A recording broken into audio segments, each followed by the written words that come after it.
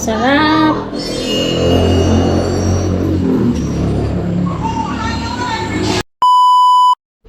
Hi guys, ayan, gagawa tayo ng merienda for today's video. Ang gagawin natin, maglalaga muna tayo nitong saging na hilaw. Gagawin natin itong linupak. Bukasan muna natin. Stock natin. Ito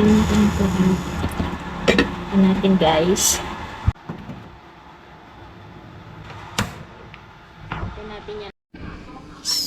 So, ito na guys ang ating nilagang saging. Palamigin muna natin bago natin i-shred. Kasi wala tayong bayuhan o dikdikan nito. Kaya i-shred natin para makagawa tayo ng masarap na merienda. Guys, kaya na natin hawakan. Shredded natin. Mano-mano ngayon kasi wala tayong dikdikan.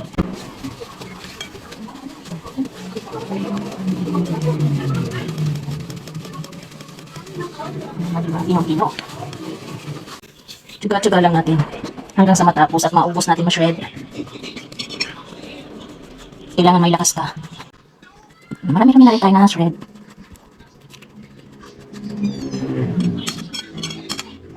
Sabi ko nga kanina, pag may tiyaga ay may nilaga para sa ating mga cravings. Eto na nga. Tapos ko na nga is-shredded ang ating mga saging na saba at ito nga susunod na tayo sa next step. O diba, mapagbibigyan yung mga cravings natin for today's video. Ito nga at meron nga din tayo dito na yung coconut. Hindi pa naman yan panggata. Medyo mamusmura-mura doon sa panggata. Yan guys. Yun ang ihalo natin talaga para mas masarap at talagang linupak na linupak talaga ang datingan, diba? And then mag-add na nga tayo dito ng condensed milk pero pwede naman po asukal. Meron nga lang akong tira kaya gagamitin ko na. Subali nagamit ko dyan na sa 1/4 cup lang siguro kasi konti lamang yan. At saktong-sakto nga lang yung tamis yan guys. Hindi na ako nagdagdag ng asukal kasi gusto ko medyo matabang lang at sakto lamang para sa akin. Pangit naman yung sobrang tamis. Pero depende na po yan sa inyo. Kung gusto nyo pang mas matamis, pwede nyo po ang dagdagan. At haluin lang nating maigi para mag-well combine silang lahat at para talagang halong-halo yung ating pinaka-condense na pangpatamis na inilagay.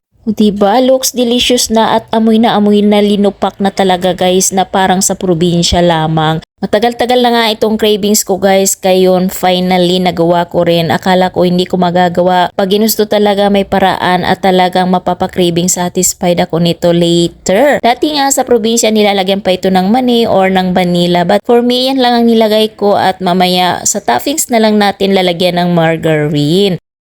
So ito na guys, ilagyan na natin dito sa ating pag-uhulmahan. Mayroon tayo ng dahon.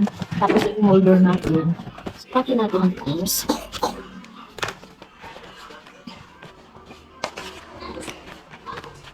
Para mas masarap, hulma natin dito sa ating molder.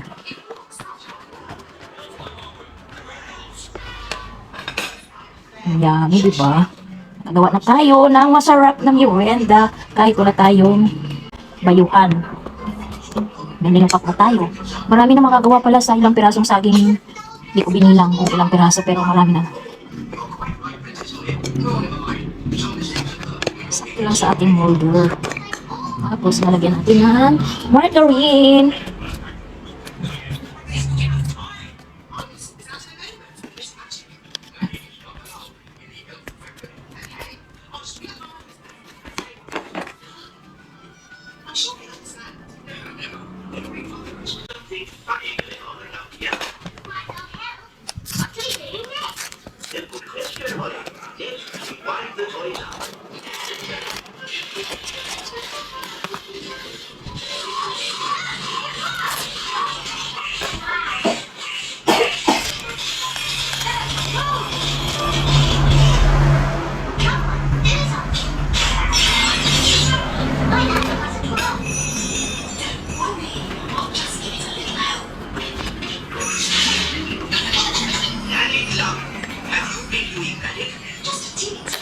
Lagyan natin guys ng margarine. Margarina. Of course, ang ating star margarine. Lalagyan natin.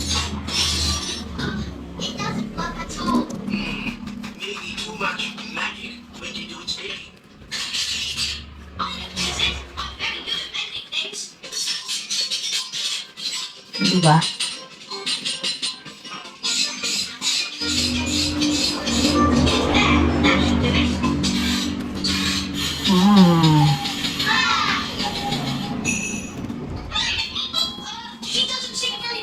diba? Meron na tayong isa na natin.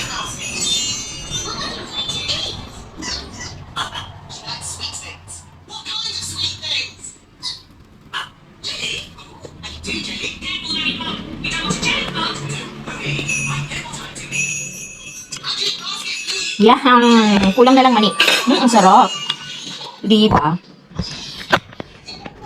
Kalain mo yun guys, nakagawa tayo ng masarap na dessert or snack for today's video ang ating homemade minupak with star margarine. Tikman natin guys kung talaga masarap.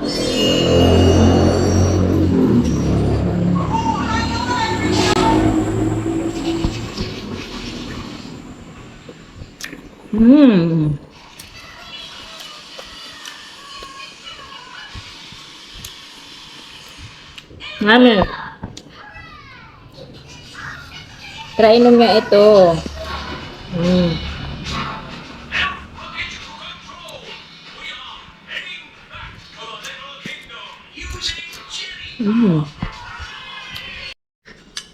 Ang sarap guys. Sarap. Wait, I can draft a technical drawing. Will Pakus understand how to read one of those? Are you kidding? Pakus is an expert in everything.